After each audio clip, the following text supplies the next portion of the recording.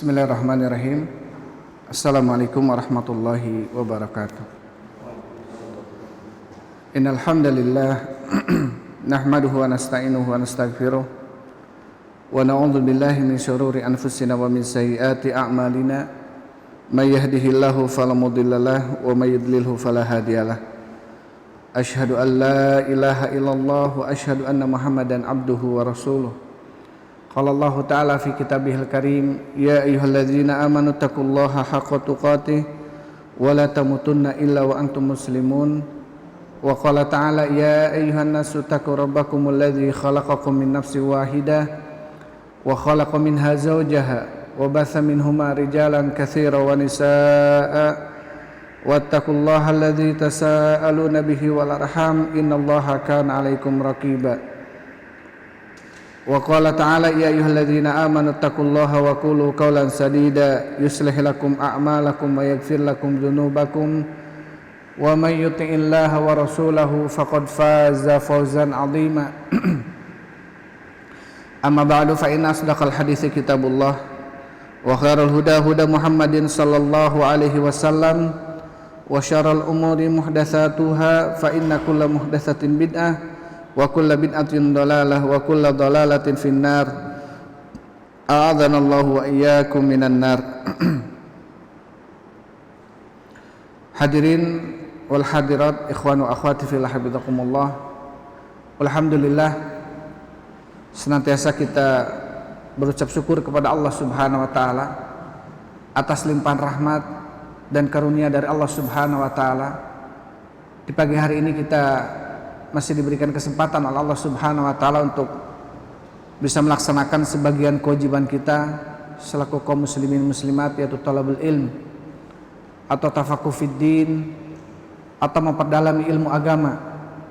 Mudah-mudahan langkah yang kita langkahkan ke masjid ini menjadi salah satu sebab dimudahkannya kita oleh Allah Subhanahu wa taala untuk menuju surga Allah Subhanahu wa taala.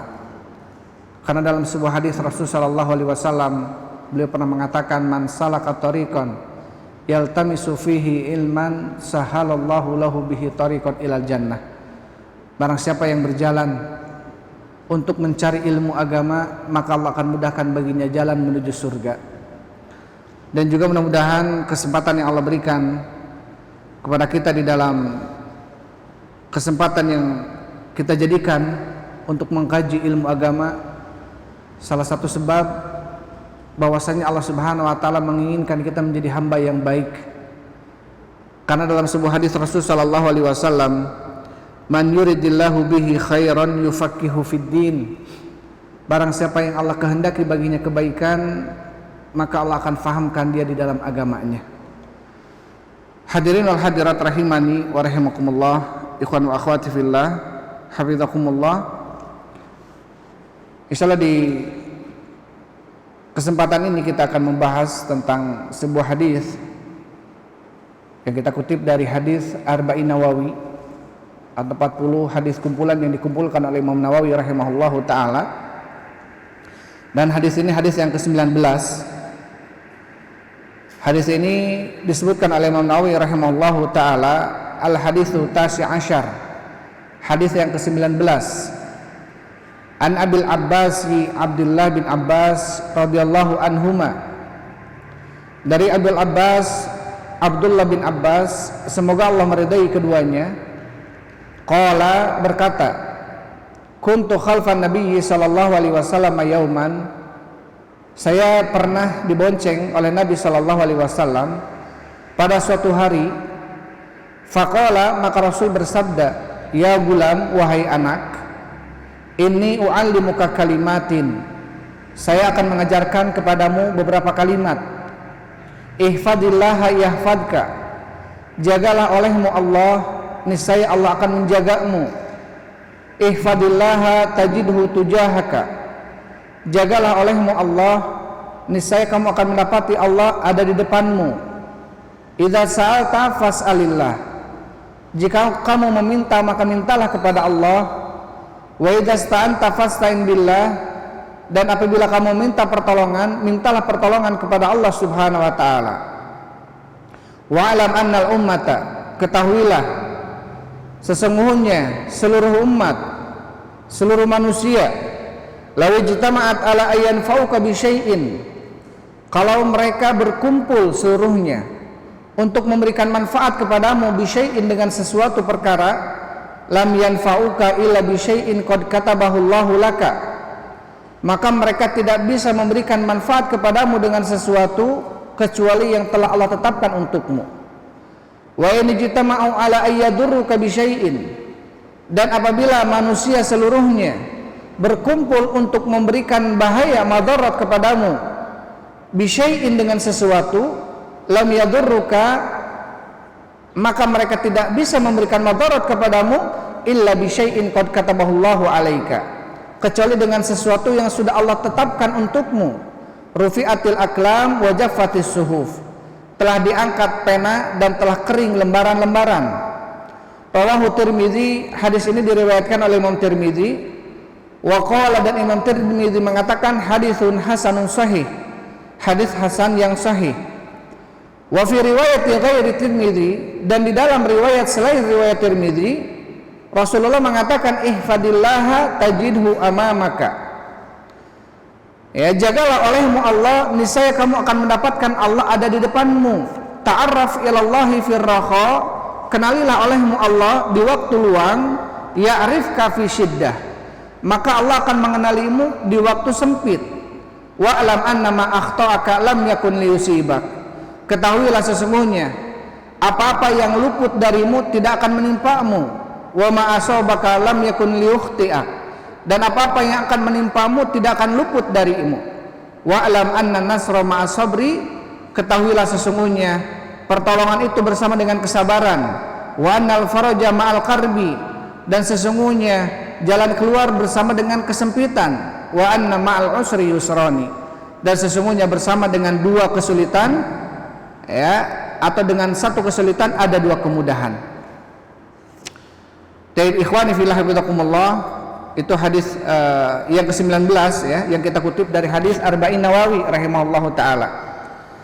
Dalam hadis ini adalah bentuk nasihat dari Rasul sallallahu alaihi wasallam kepada seorang sahabat namanya Abdul Abbas atau Abdullah bin Abbas.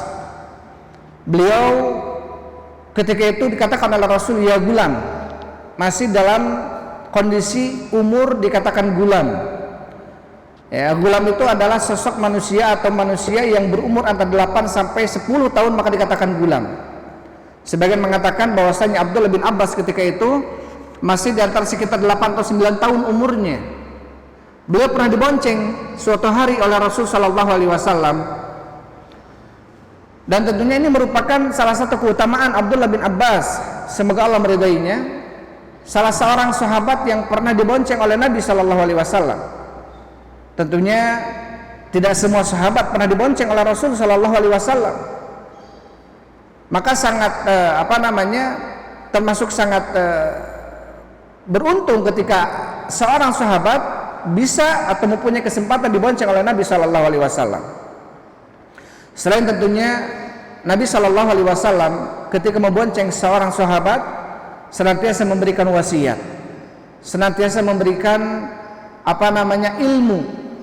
Maka ini salah satu yang kemudian diambil manfaat oleh Abdullah bin Abbas ketika beliau bersama Rasul sallallahu alaihi wasallam. Ada beberapa sahabat yang pernah dibonceng oleh Nabi sallallahu alaihi wasallam, seperti Ali bin Abi Thalib, semoga Allah meridainya, seperti Usama bin Zaid, seperti Fadl ibn Abbas, ya, atau sahabat-sahabat yang lainnya yang tentunya ini merupakan, atau Mu'ad bin Jabal pernah dibonceng oleh Nabi sallallahu alaihi wasallam.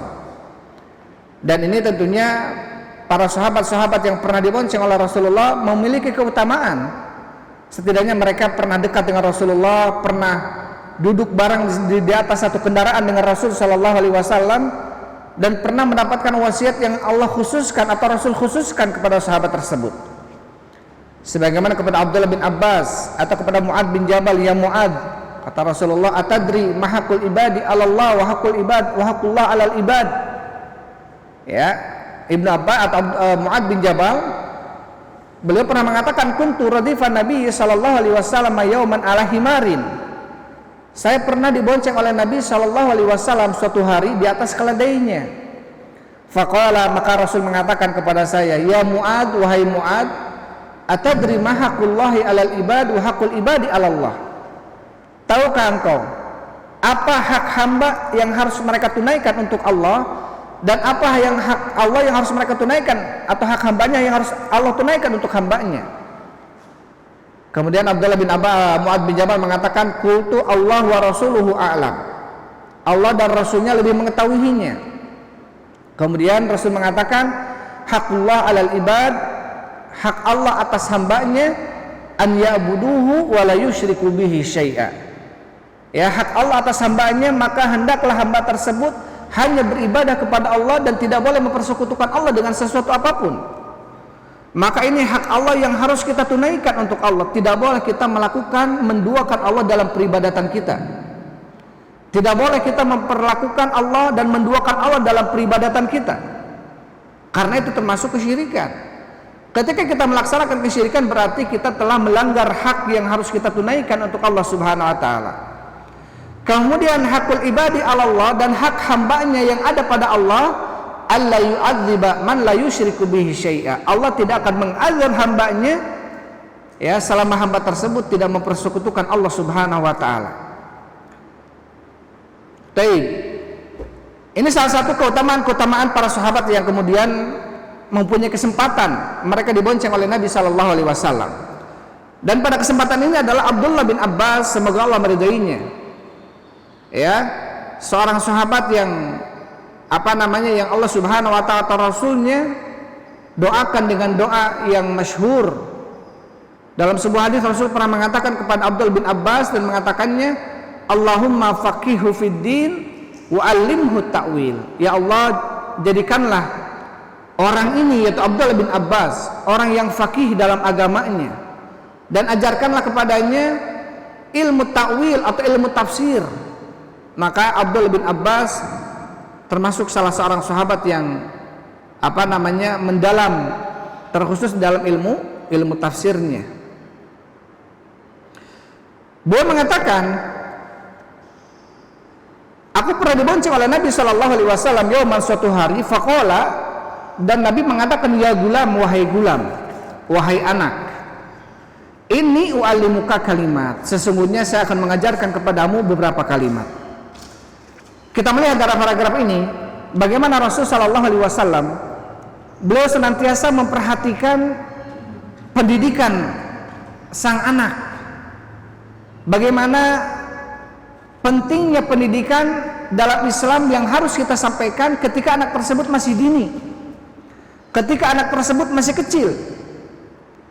Dalam banyak hadis ya Rasul Shallallahu Alaihi Wasallam, ya, dalam banyak hadisnya bagaimana Rasulullah memberikan petuah-petuah kepada anak-anak kecil. Salah satunya hadis, ya gulam, samillah, wahai anak kecil, ucapanlah bismillah ketika mau makan. Wa qul biyaminika wa khudh mimma yalika. Makanlah dengan tangan kananmu, ambillah sesuatu yang terdekat denganmu. Rasulullah sallallahu alaihi wasallam bersabda dalam hadis yang lainnya, allimu abna'akumus salata wa hum sab'a sinin. Ajarkan kepada anak-anak kalian pelajaran-pelajaran tentang salat dalam keadaan mereka umurnya 7 tahun. Wadribuhum fil usri, dan pukullah mereka ketika mereka berumur 10 tahun.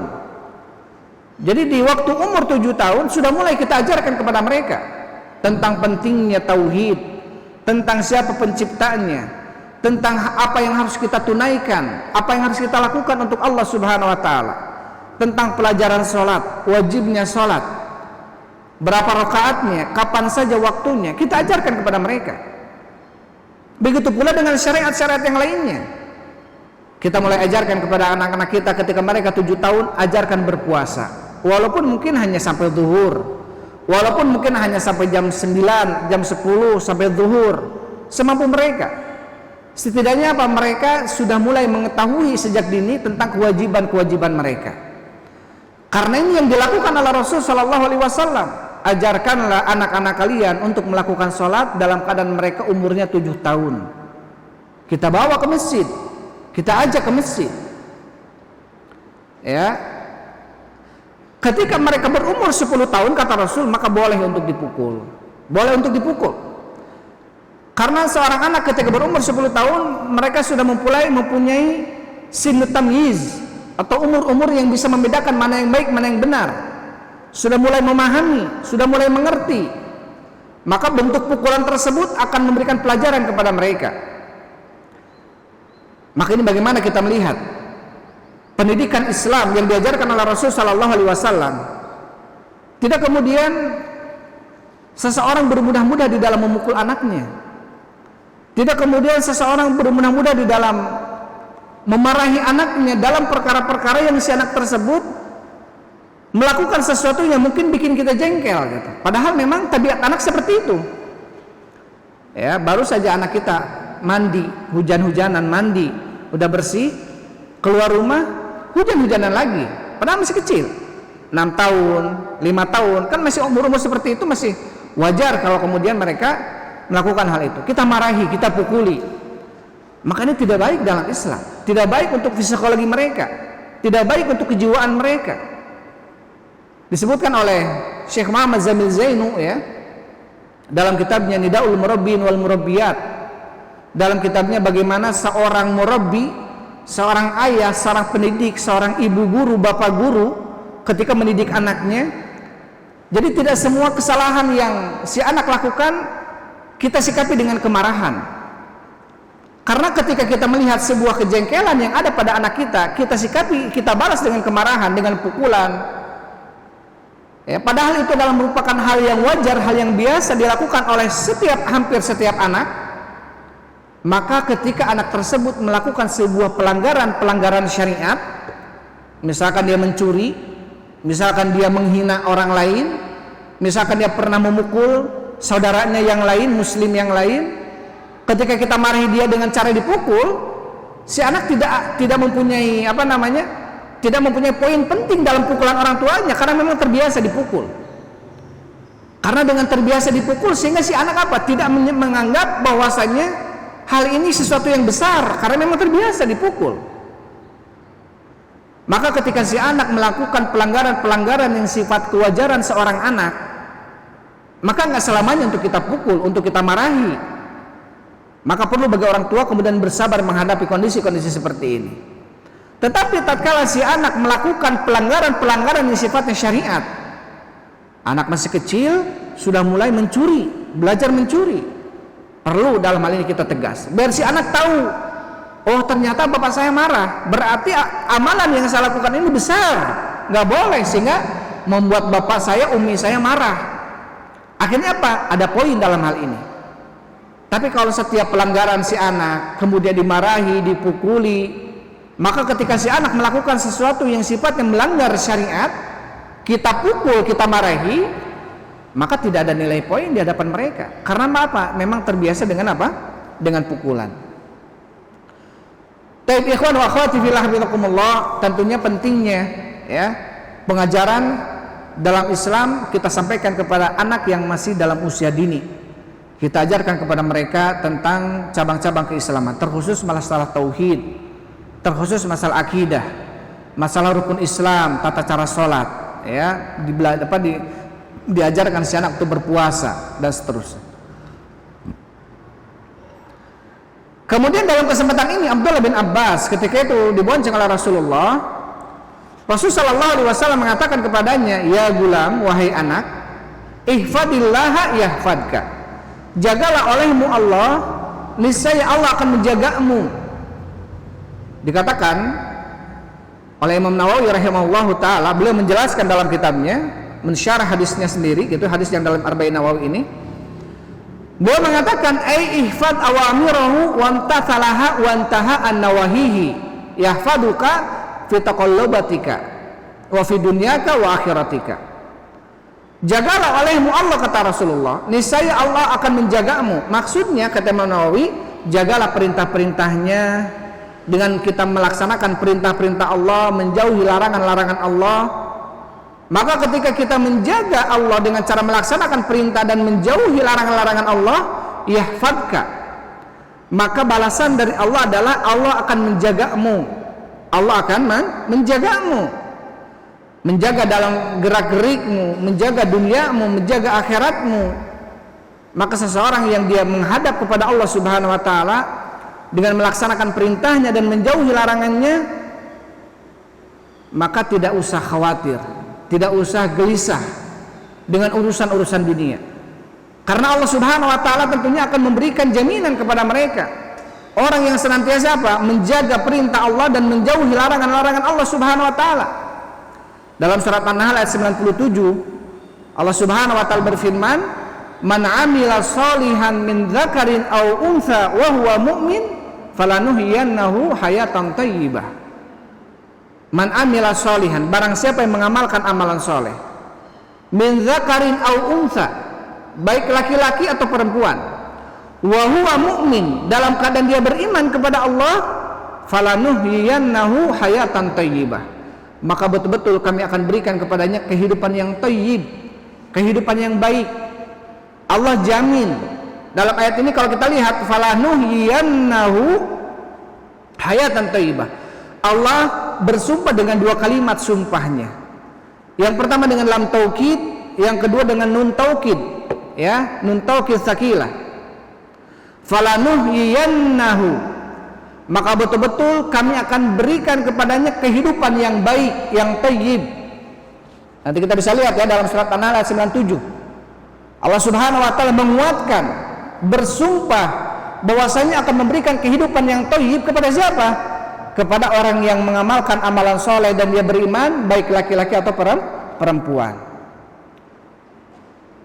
Kata Syekh Muhammad bin Shalih Al-Utsaimin rahimahullahu taala, beliau mengatakan hayatan thayyibah, kehidupan yang baik adalah itmi'nanul qalbi wan syirahu sadri. Kehidupan yang baik adalah ketika seseorang diberikan ketenangan hati, lapangnya jiwa, lapangnya dada. Maka ini kehidupan yang baik. Jangan kita mengira kehidupan yang baik itu adalah ketika kita dibanyakan oleh Allah hartanya. Jangan kita menganggap kehidupan yang baik adalah ketika kita diberikan kedudukan dan jabatan yang tinggi dalam sebuah perusahaannya. Karena itu semua justru tidak akan menjadikan seorang menjadi berkehidupan dengan kehidupan yang tenang. Tidak. Karena kehidupan yang baik, kata Syekh Utsaimin rahimahullah, adalah itmi'nanul qalbi wan syirahu sadri. Tenangnya hati, lapangnya dada. Percuma banyak harta, percuma tingginya kedudukan kalau didapatkan dengan cara-cara yang tidak halal, kalau didapatkan dengan cara-cara yang haram. Senantiasa dalam kehidupan itu dia akan bergejolak hatinya, akan merasakan tidak tenang. Maka tentunya seseorang yang Allah Subhanahu wa taala mudahkan baginya beramal amalan soleh, dia beriman, tentunya beriman otomatis ketika dia beriman berarti dia memperdalami ilmu agama. Karena orang ketika dia masih makin beriman itu disebabkan karena dia makin memperdalami ilmu agamanya. Allah Subhanahu wa taala berfirman, "Innama yakhsyallaha min ibadihi al-ulama." Sesungguhnya orang yang paling takut kepada Allah, paling beriman dan paling takut kepada Allah dari kalangan hambanya adalah siapa? Para ulama. Kenapa para ulama dikatakan orang yang paling takut kepada Allah, orang yang paling beriman? Karena apa? Karena tahu ilmunya, karena makin mengetahui tentang kepentingan dia atau keharusan yang harus dia lakukan untuk Allah, makin dia beriman kepada Allah Subhanahu wa taala, makin takut dia kepada Allah Subhanahu wa taala. Maka kalau kita lihat, Allah Subhanahu wa taala banyak dalam ayatnya menggandengkan antara ilmu dengan iman. Yarfa'illahu alladzina amanu minkum walladzina utul ilma darajat. Allah akan mengangkat orang-orang yang berilmu dan beriman. Ya. Atau termasuk salah satu dalil yang dijadikan oleh Imam Syafi'i rahimahullahu taala ya tentang kewajiban, atau oleh Syekh Muhammad bin Abdul Wahhab rahimahullah tentang kewajiban seseorang yang pertama berilmu, yang pertama berilmu, yang kedua beramal, yang ketiga berdakwah, dan yang keempat adalah bersabar di atas dakwah, adalah surat Al-Asr. Wal asri innal insana lafi khusr. Demi masa sesungguhnya manusia seluruhnya ada dalam kerugian, illal ladzina amanu, kecuali orang-orang yang beriman. Pada poin ayat ini, beriman diwajibkan adalah berilmu. Kenapa? Karena makin dia berilmu, makin dia beriman kepada Allah Subhanahu wa taala. Maka jaminan, ya ikhwah, ini jaminan dari Allah Subhanahu wa taala. Jaminan bagi siapa? Bagi orang-orang yang memperdalami ilmu agama, beramal soleh, dan dia beriman kepada Allah. Apa Apa jaminannya? Falanuhyiyannahu hayatan thayyibah, kami akan berikan kepadanya kehidupan yang thayyib. Jangan khawatir dengan kehidupan dunia. Ketika seseorang menolong agama Allah Subhanahu wa taala, ketika seseorang betul-betul meyakini itu, ya Allah akan menolongnya. Ini janji, ya, ini sebuah janji. Dalam ayat yang lainnya Allah berfirman, wa kana haqqan alaina nasrul mu'minin, dan tentunya hak bagi kami untuk menolong orang-orang yang beriman. Akan ditolong oleh Allah Subhanahu wa taala. Allah tidak akan sia-siakan kehidupan orang beriman, baik dunia ataupun akhiratnya. Maka tentunya tidak perlu kemudian kita khawatir dengan kehidupan dunia kita ketika kita menolong agama Allah Subhanahu wa taala. Sampai pernah Abdullah bin Mubarak rahimahullahu taala, seorang tabi'in, beliau pernah mengatakan dalam sebuah ucapannya, "Law ya'lamul muluk wa abnaul muluk ma nahnu fihi lajaladuna alaihi bisuyuf." Kalau seandainya para raja tahu dan anak para raja tahu tentang ketenangan yang ada pada kami, lajaladuna alaihi bisuyuf, mereka akan merampas ketenangan itu dari kami walaupun dengan pedang-pedang mereka. Kata Abdullah bin Mubarak, kami seorang pencari ilmu, pendakwah, maka kami mempunyai ketenangan yang tidak dimiliki oleh para raja dan anak raja. Walaupun mereka raja, walaupun mereka anak raja, memiliki apapun yang mereka inginkan, tetapi satu, mereka tidak mempunyai ketenangan seperti ketenangan yang ada pada kami. Kalau mereka tahu ketenangan yang ada pada kami seperti ini, maka mereka akan merampasnya itu dari kami walaupun dengan apa? Dengan pedang-pedang mereka. Karena tentunya ketenangan itu tidak Allah berikan kepada orang-orang kecuali mereka adalah orang yang senantiasa berzikir kepada Allah Subhanahu wa taala, orang yang mencari ilmu agamanya, orang yang senantiasa mengingat Allah Subhanahu wa taala. Karena orang yang berpaling dari Allah, apa kata Allah? Wa man a'radha an dzikri fa inna lahu ma'isyatan dongka. Barang siapa yang berpaling dari zikir kepadaku, barang siapa yang berpaling untuk mengingat aku, maka sesungguhnya baginya adalah kehidupan yang sempit, kehidupan yang dongka, kehidupan yang sempit. Walaupun mungkin dunia dia miliki, walaupun mungkin jabatan dia memiliki, jabatan yang tertinggi dalam sebuah perusahaannya, tatkala dunia dia miliki, tatkala kedudukan dia miliki, tetapi dia berpaling dari Allah, maka itu semua tidak akan membuat dia menjadi orang yang tenang. Itu semua tidak akan menjadikan dia seorang yang merasa tenang dalam kehidupannya. Justru kata Allah apa? Sempit. Dan ini jaminan dari Allah. Jangan sampai kita mengira orang-orang yang di luar sana, ketika Allah berikan kekayaan yang melimpah ruah, ketika Allah berikan kedudukan yang tinggi dalam sebuah pekerjaan atau dunianya, jangan kemudian kita mengira mereka bisa mendapatkan ketenangan sebagaimana kita para pencari ilmu mendapatkan ketenangan dari Allah Subhanahu wa taala. Kecuali mereka orang-orang kaya yang juga mereka mencari ilmu. Ya, dan itu tentunya kemuliaan bagi mereka. Bagi siapa? Bagi orang-orang yang Allah berikan dunianya dan mereka mampu memperdalam ilmu agamanya. Maka ini tentunya adalah kata Rasulullah, fadlullahi yu'tihi may yasha. Keutamaan Allah yang Allah berikan kepada orang-orang yang Allah kehendaki. Ketika Allah berikan kepadanya harta, tetapi juga Allah berikan kepadanya ilmu dan amal. Maka ini kata Rasul, dzalika fadlullahi yu'tihi may yasha. Ya, sebagaimana hadis siapa? Hadis Abu Hurairah, ya, yang mana Rasul sallallahu alaihi wasallam mengatakan ja'al fuqara'ul muhajirin ila Rasulillah. Dalam hadis Abu Hurairah dan hadis Jabir, ada beberapa hadis, datang orang-orang fakir dari kalangan muhajirin kepada Rasul sallallahu alaihi wasallam. Mereka mengadu kepada Rasulullah, ya Rasulullah, zahaba ahlud duthur bil ujur. Orang-orang kaya telah pergi mereka dengan pahala-pahala mereka yang banyak. Karena mereka kaya, yusalluna kama nusalli wa yasumuna kama nasum. Mereka salat, kami pun salat. Mereka puasa, kami pun puasa. Tetapi apa? Wa yatasaddaquna bi fuduli amwalihim. Mereka bersedekah karena kelebihan harta mereka, wala natasaddaq. Sedangkan kami tidak bisa bersedekah. Kata siapa? Kata orang-orang fakir tadi. Kemudian maukah aku tunjukkan kepada kalian sesuatu yang bisa menandingi mereka amalan-amalannya? Apa ya Rasulullah? Coba tusabbihun, tukabbirun, tuhamidun kula dzikri shalah. Bertakbir, bertahmid, bertahlil setelah selesai daripada salat. Maka orang-orang fakir dari kalangan muhajirin ini mereka bertakbir. Habis selesai salat mereka zikir, subhanallah, subhanallah, subhanallah. Habis itu alhamdulillah, alhamdulillah. Habis itu apa? Allahu akbar, Allahu akbar. Karena amalan ini kata Rasulullah bisa apa? Bisa menandingi amalan-amalan mereka. Tetapi beberapa saat setelahnya kemudian orang-orang fakir ini datang lagi kepada Rasulullah. Dan mereka ini mengadu, ya Rasulullah, qad sami'a ikhwanuna ahlul amwal fa fa'alu mithla ma fa'alna. Ternyata orang kaya itu telah mendengarkan apa yang kami kerjakan. Akhirnya mereka sama mengerjakan seperti yang kami kerjakan. Jadi tetap pahala mereka lebih banyak ya Rasulullah. Apa kemudian kata Rasul?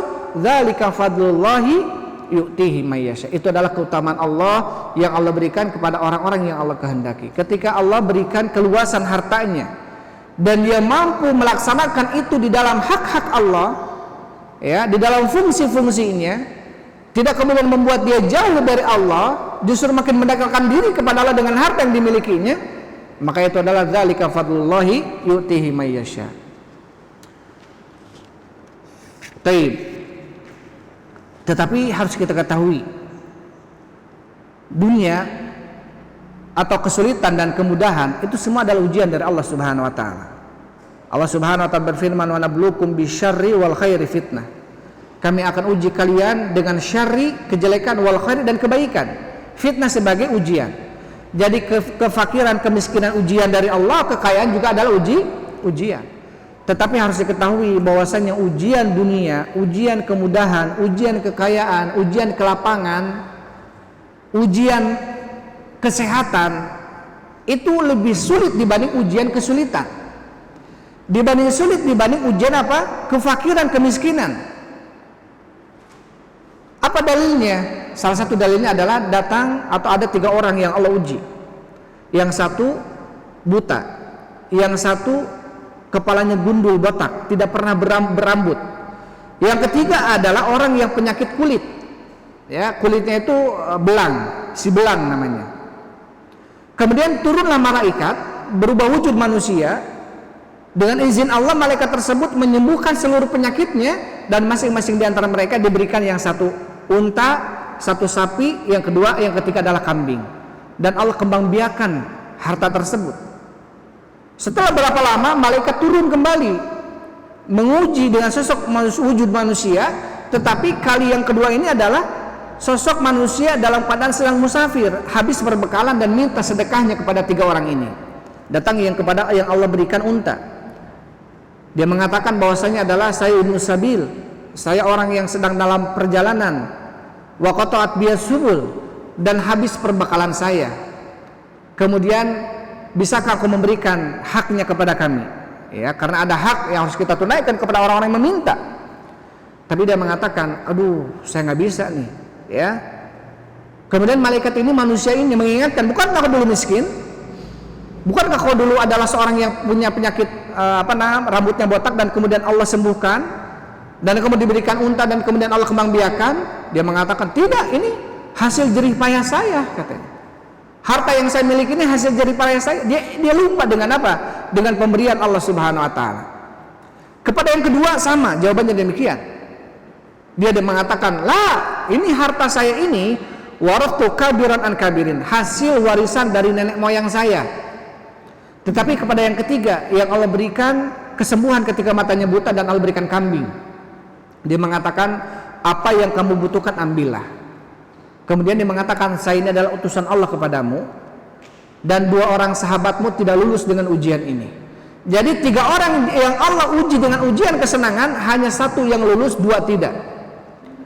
Banyak dalil-dalil yang lainnya, ya, banyak dalil-dalil yang lainnya tentang Qarun. Allah Subhanahu wa taala berfirman, "Inna Qaruna kana min qaumi Musa fabagha alaihi." Sesungguhnya Qarun itu adalah kaumnya Nabi Musa. Dia awalnya orang beriman kepada Allah, kepada Nabi Musa.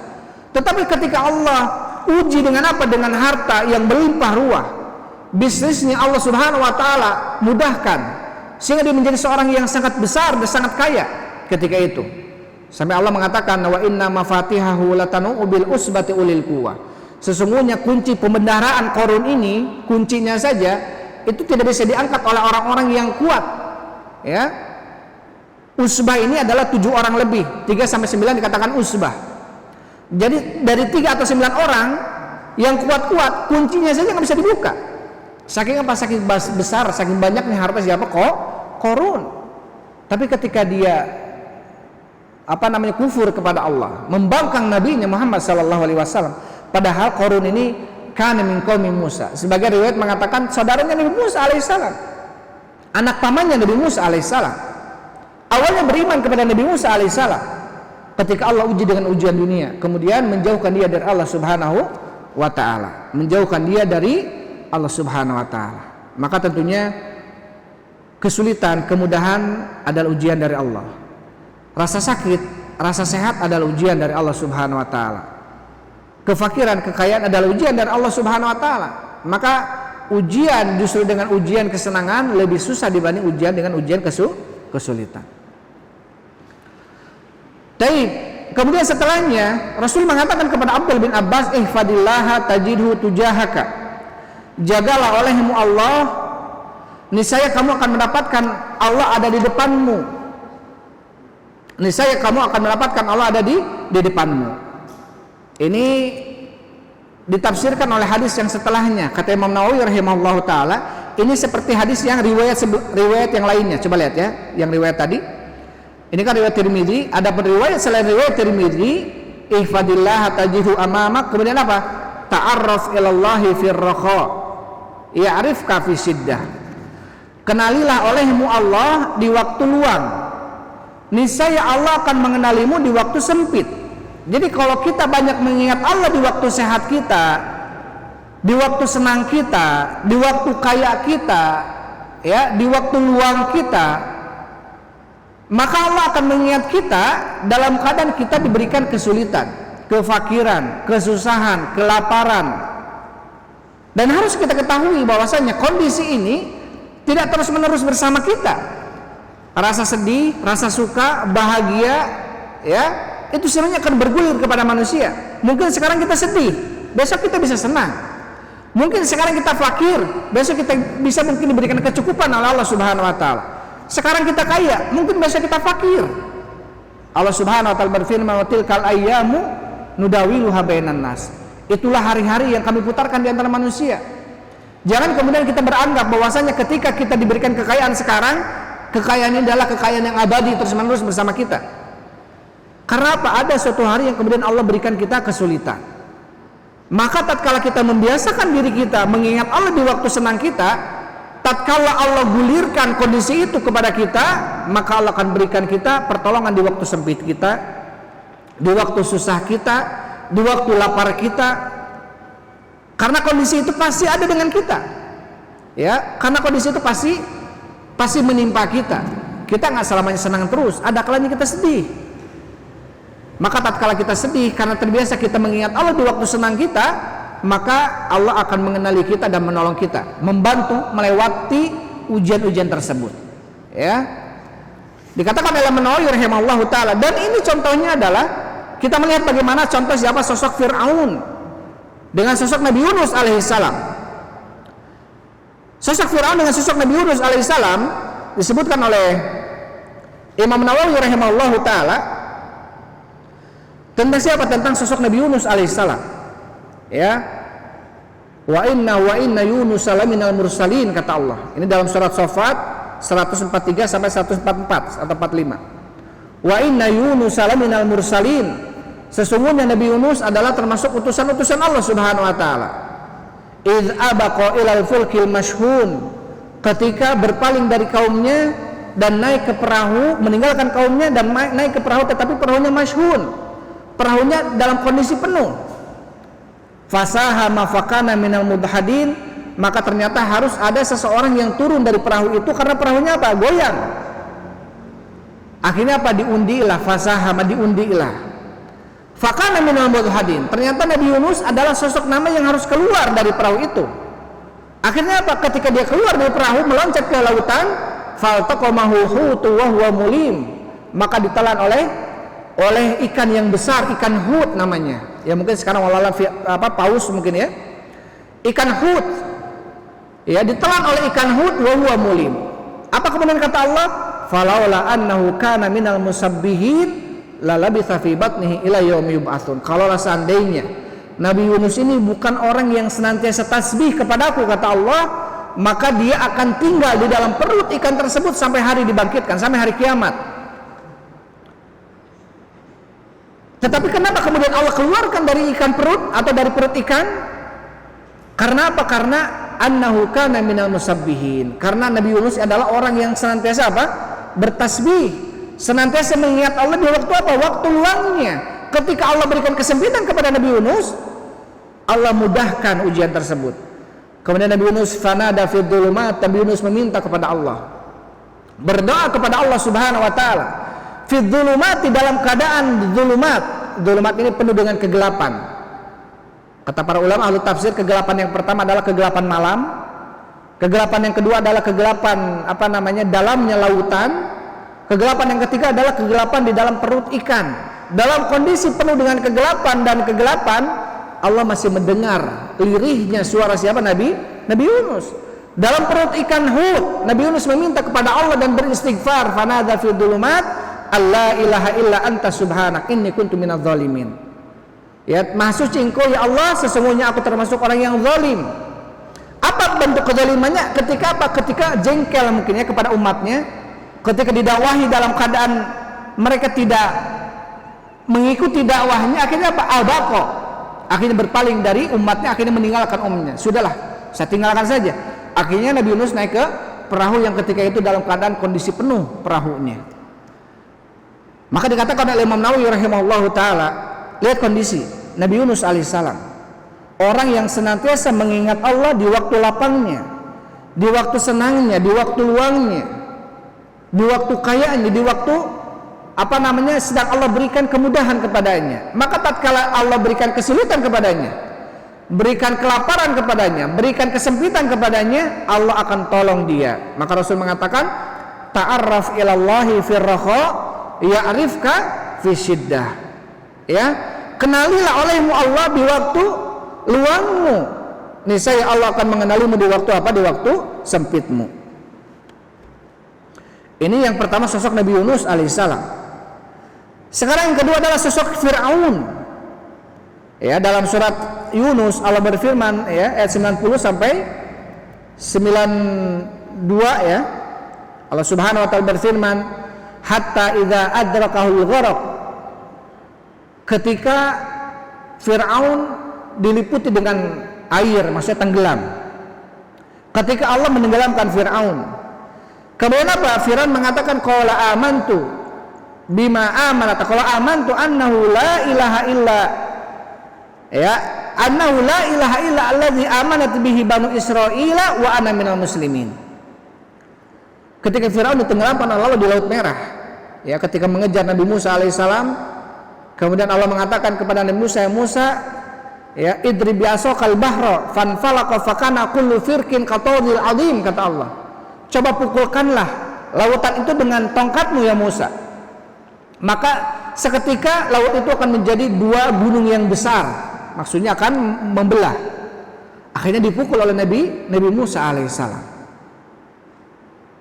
Ini kita melihat bagaimana ya, banyak ayatnya Allah Subhanahu wa taala memanggil nabinya dengan namanya. Ya Musa, idrib bi'asokal bahr. Wahai Musa, ya Zakaria, inna nubasyiruka bigulamin ismuhu Yahya. Wahai Zakaria, saya akan memberikan kabar gembira kepadamu dengan nama anak yang namanya Yahya. Karena Nabi Zakaria sudah lama nggak punya anak. Kemudian apa lagi? Banyak ayat yang kemudian Allah memanggil, ya.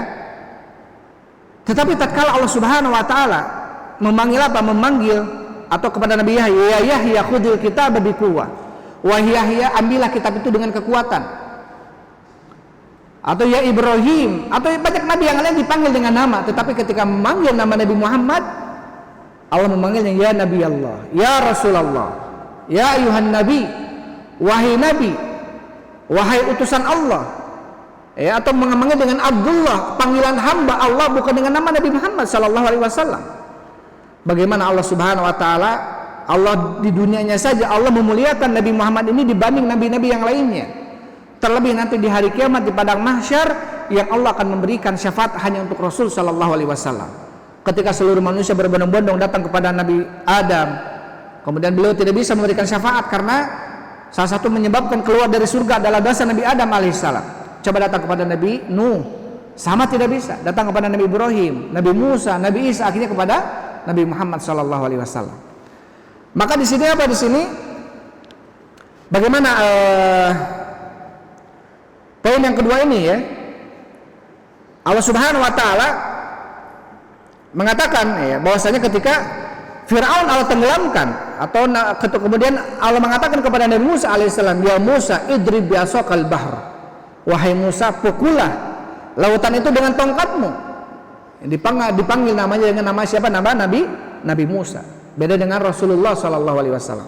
Kita sedikit mengulas bahwasanya Allah Subhanahu wa taala memuliakan Nabi SAW dibanding nabi-nabi yang lainnya, bukan hanya nanti di hari kiamat, tetapi di dunia pun demikian.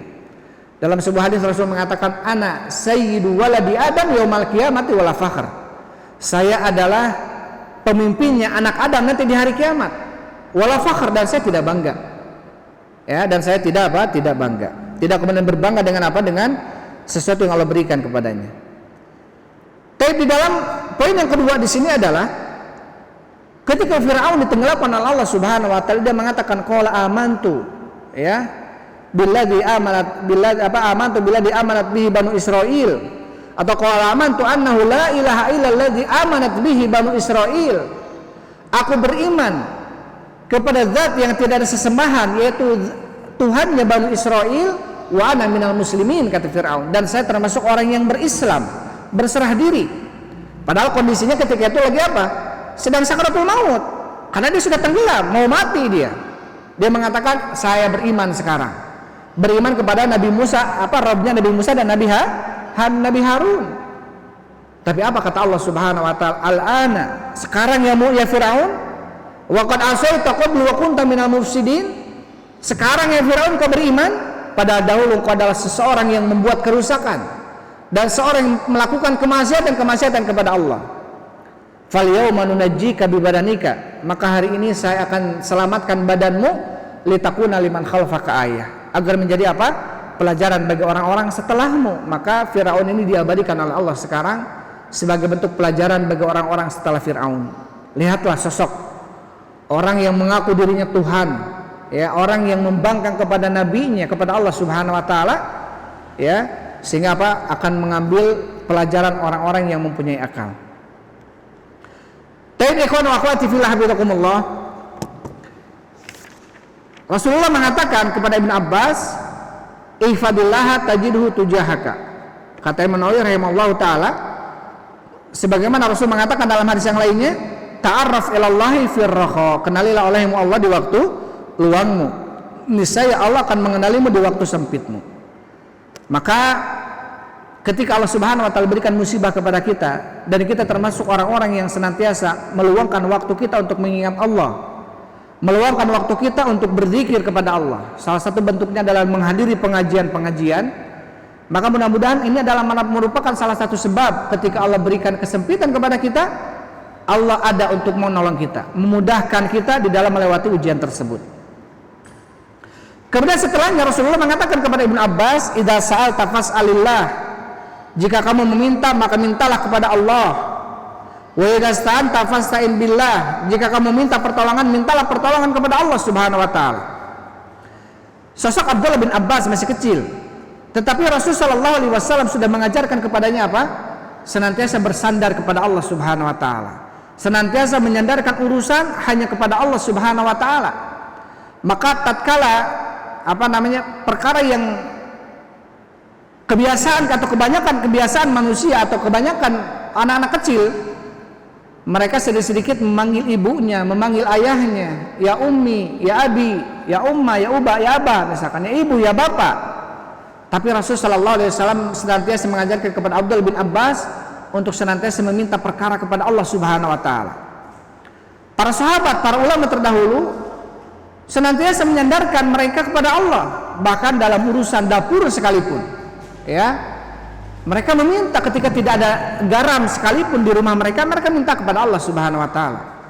Mereka minta kepada Allah Subhanahu wa taala. Kadang-kadang poin ini yang kadang-kadang kita lupa. Karena makin kita menyandarkan diri kita kepada Allah, makin banyak kita meminta kepada Allah, ketahuilah sesungguhnya Allah makin suka kepada kita. Bahkan ketika kita makin jarang dan makin tidak meminta kepada Allah, justru Allah nggak suka kepada kita. Bahkan kita dikatakan termasuk orang-orang yang istakbirun. Ya, Allah Subhanahu wa taala berfirman, "Wa qala rabbukum ud'uni astajib lakum." Rabb kalian mengatakan, "Ud'uni, mintalah kalian kepadaku, aku akan jawab untuk kalian." Innal ladzina yastakbiruna an ibadati sayadkhuluna jahannama dakhirin. Sesungguhnya orang-orang yang sombong daripada meminta kepadaku, mereka akan menempati jahanam. Siapa orang-orang yang sombong? Adalah orang-orang yang tidak meminta kepada Allah Subhanahu wa ta'ala.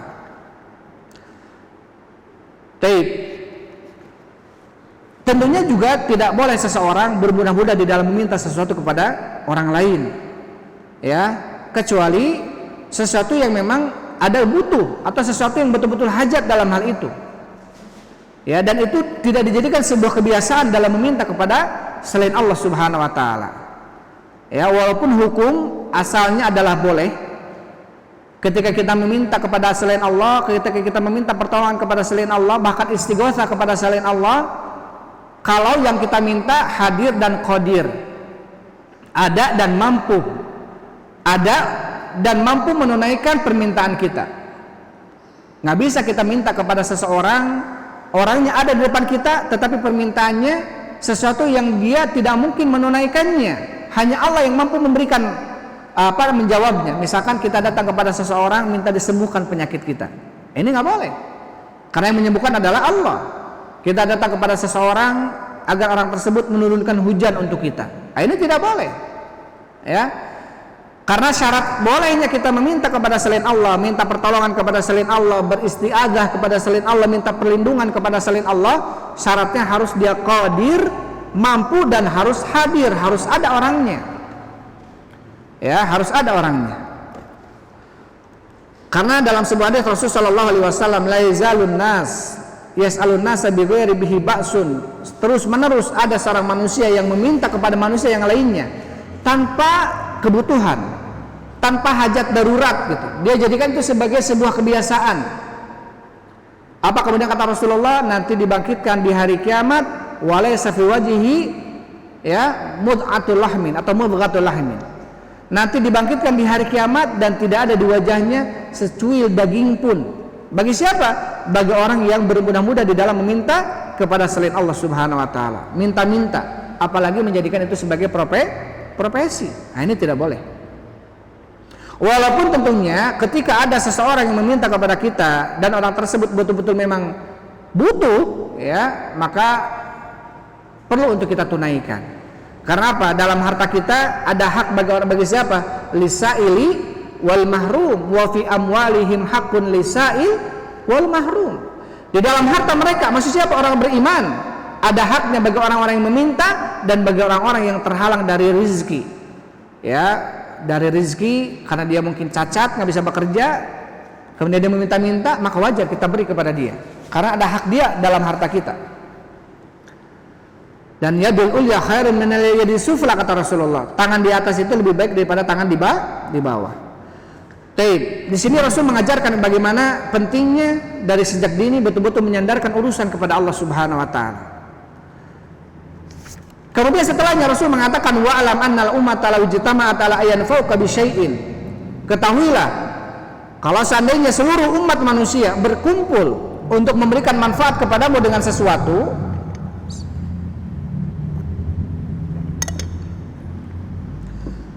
kemudian Rasul mengatakan, lam yanfa'uka illa bi syai'in qad katabahullahu laka.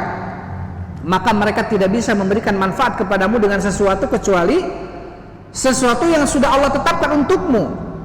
Wa in jitama'u ala ayyadurruka bi syai'in, dan apabila mereka berkumpul untuk memberikan bahaya, madarat kepadamu dengan sesuatu, lam yadurruka illa bi syai'in qad katabahullahu alaika.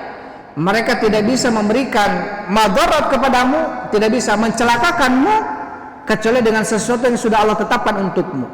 Rufi'atil aqlam wa jaffatis suhuf, telah kering atau telah diangkat pena dan telah kering lembaran-lembaran. Jadi bagaimana Rasulullah sallallahu alaihi wasallam mengajarkan kepada Abdul bin Abbas yang waktu itu masih kecil, 8 tahunan, tentang pentingnya percaya kepada takdir. Semua yang terjadi adalah takdir Allah Subhanahu wa ta'ala. Ketika kita beriman kepada itu, apapun yang terjadi adalah takdir Allah, kita serahkan seluruhnya kepada Allah, maka ini bentuk keimanan kita kepada Allah Subhanahu wa taala. Ya. Kadang ada orang-orang yang kemudian benci kepada takdir yang Allah berikan kepada dia. Padahal dua kondisi. Kalau enggak kita diberikan kesulitan, berarti kita diberikan kemudahan. Kalau enggak kita diberikan kekayaan, berarti kita diberikan kefakiran. Maka tatkala kita diberikan kekayaan, kita bersyukur kepada Allah, dan tatkala kita diberikan kefakiran, kita bersabar. Karena orang beriman ini hanya ini pilihannya. Rasulullah SAW mengatakan, ajaban li amril mu'min, inna amrahu kullahu lahu khair. Sungguh sangat mengherankan, menakjubkan perkaranya orang-orang beriman itu. Karena perkara orang beriman itu khair seluruhnya, baik seluruhnya. Idza asabatu sarra syakar, fakana khairun lah. Apabila menimpa kepada orang beriman sarra, kemudahan, kelapangan, kekayaan, dia bersyukur kepada Allah, maka itu baik baginya. Wa idza asabathu dzarra sabar. Jika menimpa kepada kaum orang beriman ini dzarra, kesulitan, kesusahan, kefakiran, kemiskinan, sabar, dia bersabar. Fakana khairun lahu, maka sabar itu lebih baik baginya. Apa kemudian kata Rasulullah? Walaysa dzalika li ahadin illa lil mu'min. Dan ketahuilah sesungguhnya itu tidak terjadi bagi seluruh manusia, hanya bagi orang-orang yang beriman saja. Maka ini barometer kita. Apakah kita termasuk orang beriman? Apa salah satunya barometernya?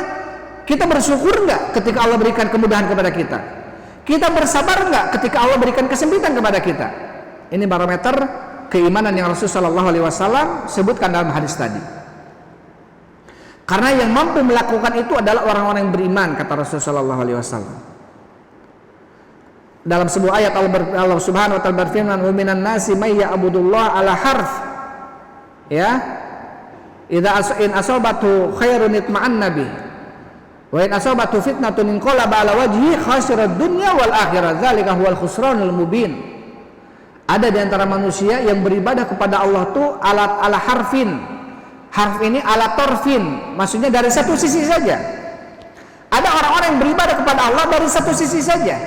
In asabatu khairun, apabila menimpa kepadanya kebaikan, itma'an nabi, dia tenang, dia merasa nyaman, dia beribadah.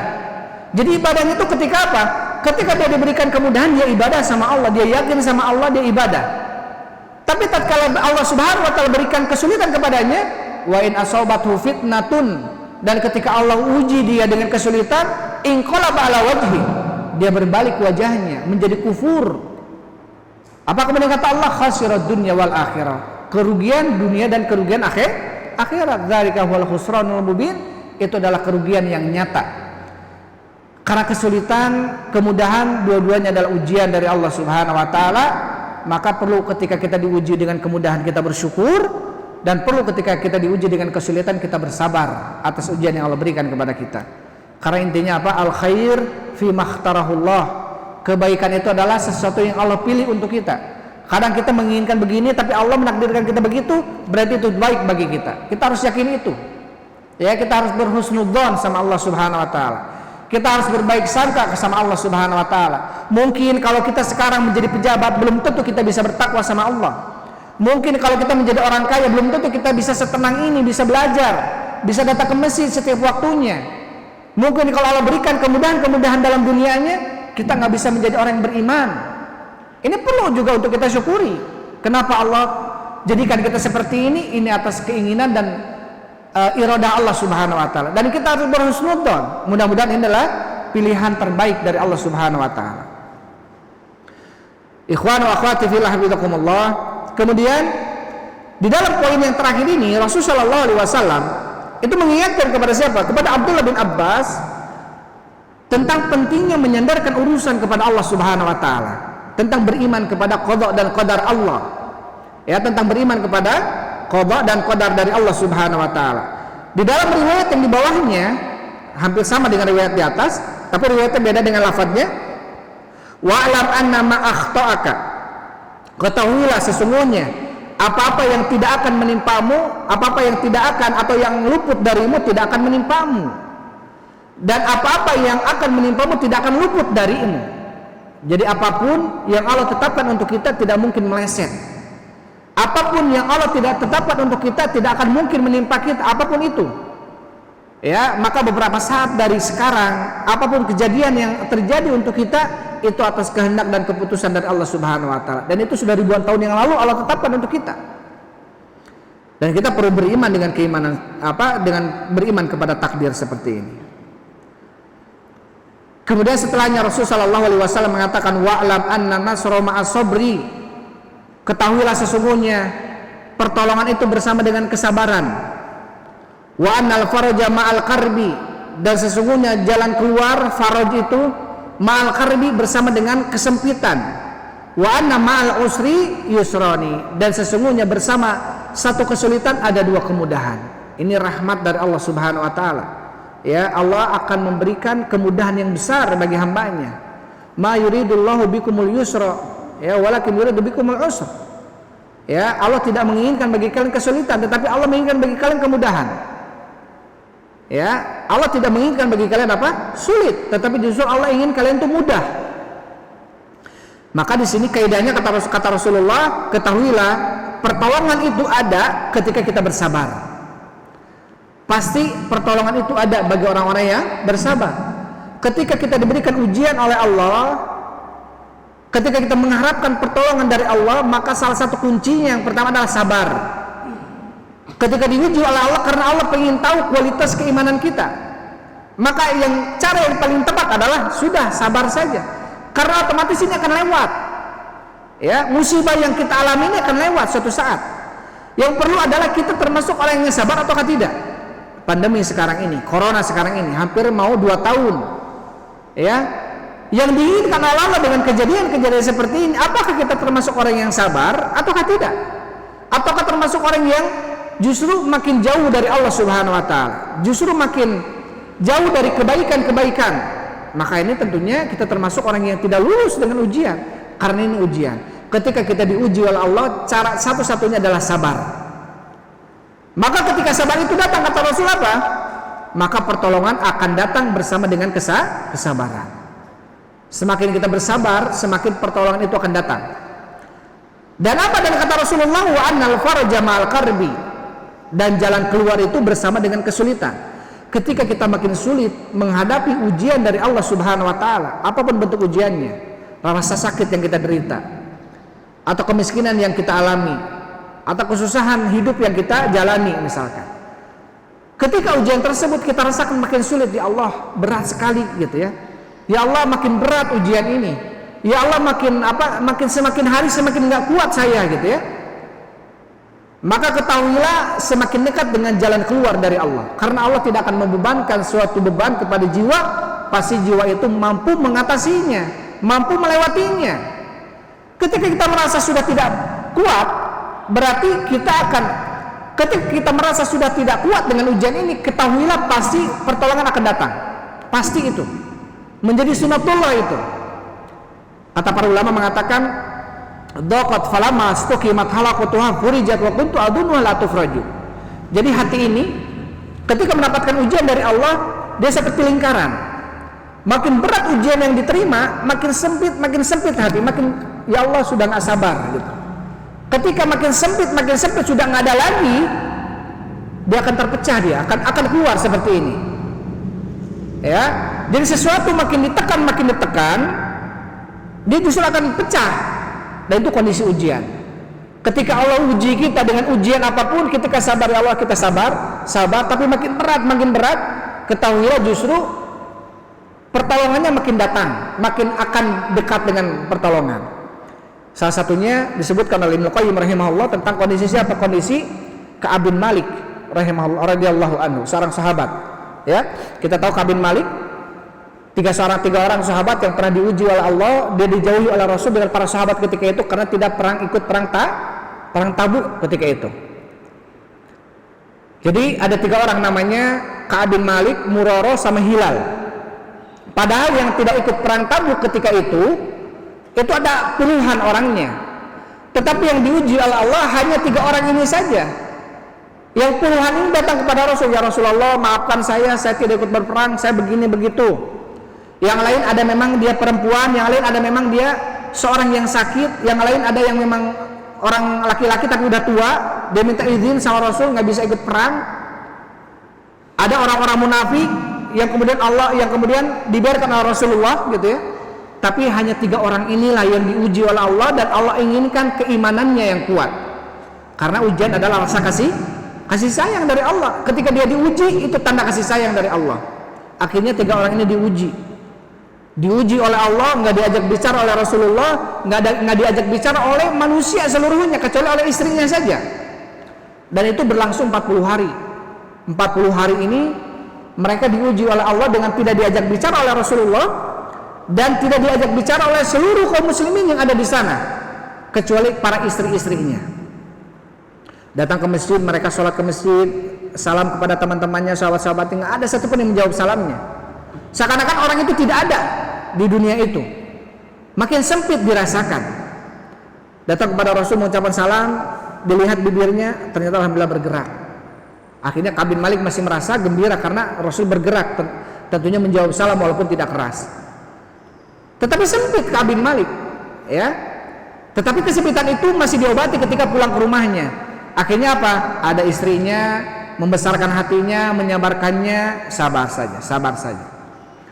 Tetapi hari 41 sampai hari 50, 10 hari terakhir, datang utusan dari Rasulullah agar Ka'ab bin Malik, Murarah sama Hilal ini memulangkan istri-istrinya.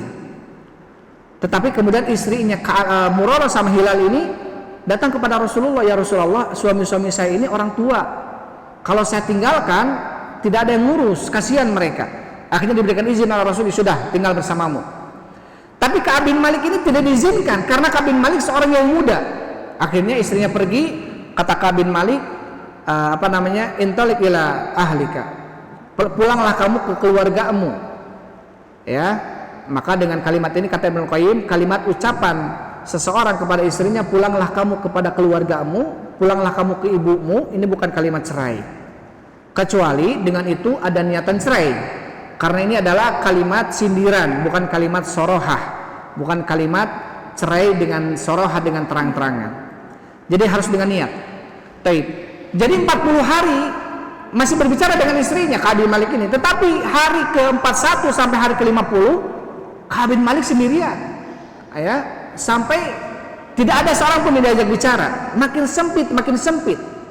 Tetapi ketika makin sempit, disitulah ternyata ujian makin beres, makin dekat dengan apa? Dengan jalan keluar dari Allah Subhanahu wa taala. Ya, kata Ibnu Qayyim, karena seseorang jiwa itu ketika diuji oleh Allah, dia hatinya makin sempit. Ketika makin berat ujiannya, makin sempit pula hatinya. Ketika sudah tidak ada celah untuk dia bersabar, otomatis akan terpecah. Otomatis akan apa? Akan selesai ujian dari Allah Subhanahu wa taala. Itu kita harus yakini, karena apa? La yukallifullahu nafsan illa wus'aha. Allah tidak akan membebankan jiwa kecuali yang disanggupi oleh jiwa tersebut. Ya, nggak mungkin Allah memikulkan kepada kita sesuatu yang di luar batas kemampuan kita. Kata Rasul sallallahu alaihi wasallam, wa annal faraja ma'al karbi. Ya, sesungguhnya jalan keluar itu bersama dengan kesempitan. Makin sempit seseorang diuji oleh Allah, makin datang jalan keluar dari ujian tersebut. Makin dekatlah jalan keluarnya. Dan tentunya salah satu, ya, ketika kita diuji oleh Allah Subhanahu wa taala, termasuk makhraj, jalan keluar agar mempermudah kita keluar dari ujian tersebut, adalah dengan cara kita bertakwa kepada Allah Subhanahu wa taala. Wa may yattaqillaha yaj'al lahu makhrajan. Dan barang siapa yang bertakwa kepada Allah, Allah akan jadikan baginya jalan keluar. Jalan keluar dari apa? Makhrajan di sini nakirah. Wa may yattaqillaha yaj'al lahu makhrajan. Makhrajan di sini nakirah, maka pakai tanwin. Artinya umum. Jalan keluar apa saja dari kesulitan apapun, baik kesulitan dunia, kesulitan apapun, Allah akan tolong dia. Allah akan berikan jalan keluar. Bagi siapa? Bagi orang-orang yang bertakwa kepada Allah Subhanahu wa taala. Salah satu bentuk ketakwaan ketika seorang diuji adalah dia bersabar. Yakin itu ujian dari Allah, dan harus diyakini ujian tersebut bentuk kasih sayang Allah kepada kita. Ya, makin diuji berarti makin sayang Allah kepada kita. Ya, makin diuji berarti makin sayang Allah kepada kita. Dan yang terakhir kata Rasul sallallahu alaihi wasallam, wa anna ma'al usri yusrani, dan ketahuilah sesungguhnya bersama satu kesulitan ada dua kemudahan. Yusron, Ya, ini dihilangkan nunnya diganti dengan tanwin yusroni. Artinya apa? Artinya dua kemudahan. Jadi ketika Allah memberikan satu kesulitan, setelahnya ada dua kemudahan. Ya, disebutkan dalam sebuah hadis. Rasulullah sallallahu alaihi wasallam mengatakan lan yaglibu usrun yusraini. Satu kesulitan itu tidak akan mengalahkan, tidak mungkin mengalahkan dua kemudahan. Ini menunjukkan rahmat Allah itu lebih luas dibanding apa? Dibanding murka Allah. Ya, surga Allah itu lebih luas dibanding neraka Allah Subhanahu wa taala karena rahmatnya lebih luas. Ya, rahmatnya lebih luas. Maka tentunya Allah tidak menginginkan bagi hambanya kesulitan, tetapi Allah menginginkan bagi hambanya adalah kemudahan. Ketika Allah uji dengan satu ujian, ketahuilah jalan keluar lebih banyak atau kemudahan lebih banyak.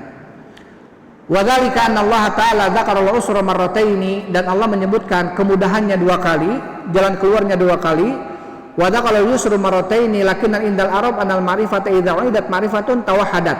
Maksudnya di sini ma'rifat apabila diulang-ulang maka ma'rifat itu dengan kalimat dengan kalimat mufrad gitu. Yusron, tetapi maksudnya ada nun di sana. Yusroni gitu ya. Lian alam saniyat lil ahdi wa idza uidat nakiratu nakiratu ta'addadat. Apabila nakirah itu diulang maka nakirah itu berulang-ulang. Karena yusron ini berarti berulang-ulang, berarti ada dua kemudahan. Jadi satu kesulitan dari Allah, maka kemudahannya ada dua, bukan satu kemudahan tapi dua kemudahan. Maka tentunya ini menjadi pondasi bagi kita ketika kita diberikan kesulitan oleh Allah, ketahuilah kemudahannya ada dua atau lebih banyak daripada kesulitan.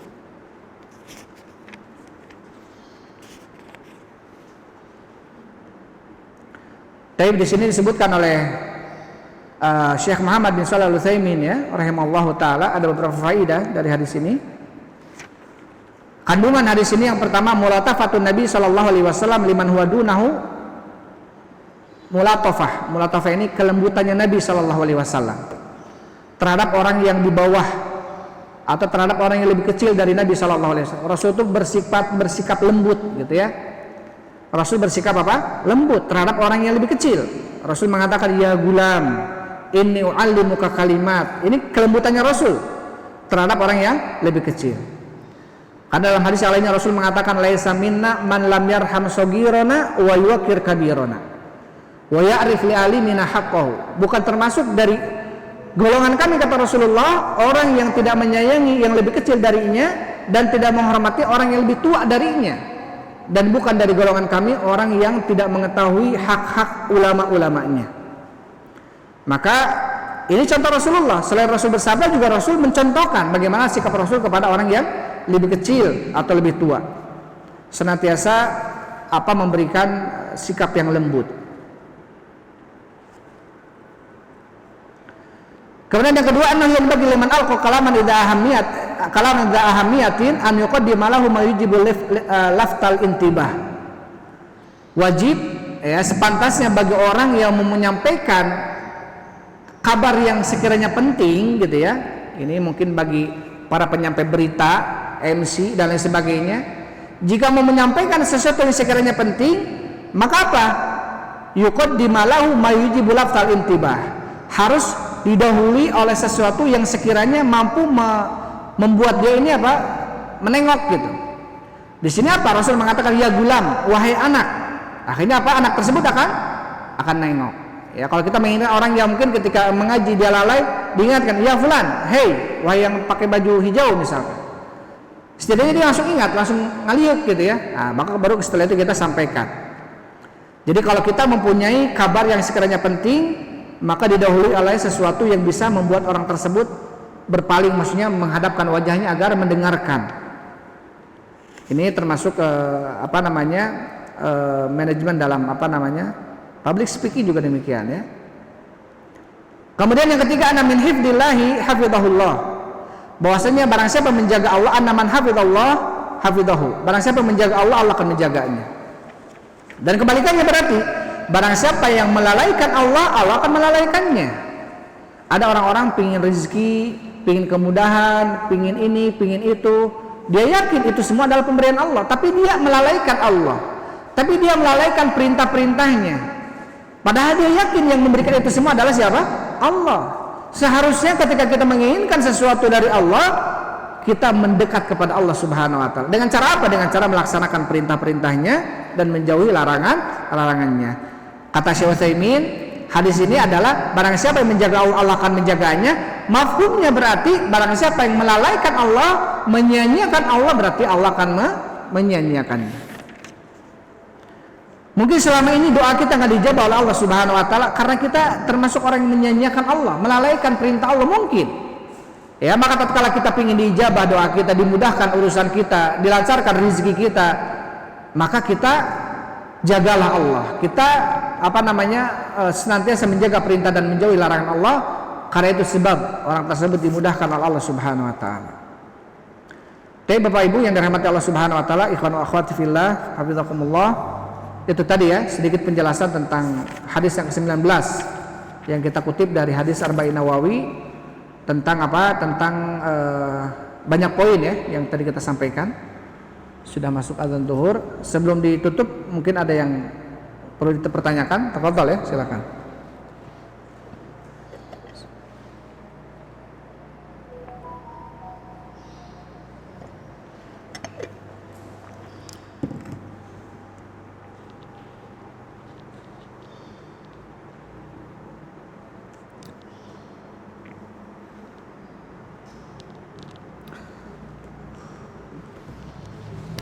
Tidak ada pertanyaan? Kalau nggak ada pertanyaan kita tutup saja. Tadi mudah-mudahan yang disampaikan tadi bermanfaat bagi kita semua. Wallahu a'lam bishawab. Alhamdulillah wassalatu wassalamu ala Rasulillah. Subhanakallahumma rabbana wa bihamdik asyhadu an la ilaha illa anta astaghfiruka. Assalamualaikum warahmatullahi wabarakatuh.